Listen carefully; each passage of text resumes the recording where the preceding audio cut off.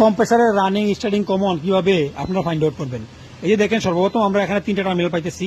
3টা টার্মিনাল থেকে 2টা টার্মিনাল একাধিকভাবে উপরে আছে, একটা কিন্তু আলতো আছে। তো আমরা সচরাচর জানি টেকনিশিয়ান ভাইয়েরা যে যেটা আলাদা থাকে এটা কমন না, আর উপরে রানিং স্টার্টিং থাকে। যদিও এখানে কিন্তু সি আর এরকম ভাবে কিন্তু মার্কিং থাকে কমন স্টার্টিং রানিং। তো তারপরে আমরা যদি পুরাতন কম্প্রেসর হয়ে যায়, এখানে যদি লেখা না থাকে তাহলে কিন্তু আমরা ফাইন্ড আউট করবো। যদি একটা নতুন কম্প্রেসর নিয়ে না থাকি, এটা লেখা থাকে স্টিকার থাকে, তারপর আমরা ফাইন্ড আউট করবো। আর যতক্ষণ যেভাবে হোক, যতক্ষণ না পর্যন্ত 100% কনফার্ম না হয় ততক্ষণ পর্যন্ত আমরা লাইন দিব না। যদি উল্টাপাল্টা যদি কানেকশন দিই তাহলে কিন্তু যত বড় কম্প্রেসর নতুন হোক পুরাতন হোক, এটা কিন্তু ডেট হয়ে যাবো। তো সর্বপ্রথম আমরা ফাইন্ড আউট করবো, তারপরে রানিং স্টার্টিং কমন আমরা কিভাবে ওভারলোড এবং রিলে কানেকশন করবো এটা আমরা জানাবো।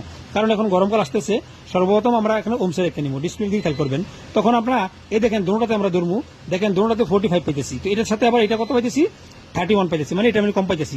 তো এখন এটার সাথে আমরা আবার উপরে দোনোটা ধরবো, দেখেন খেয়াল করেন, এটা পাইতেছি 15, এটা পাইতেছি কত 31। তো তাইলে আমরা এই দুটোটা থেকে ভ্যালু এটা কম পাইতেছি, তাহলে এটা আমরা কমন। তাহলে কমনটা যখন আপনি দ্রুত ফাইন্ড আউট করতে পারবেন, এই কমনের থেকে আবার আপনি যে টার্মিনালটা আপনি কম পাইবেন ভ্যালু, এটা হলো আপনার রানিং, আর যেটা কমন থেকে বেশি পাবেন এটা হলো আপনার স্টার্টিং। তো আমরা পাইয়ে গেলাম।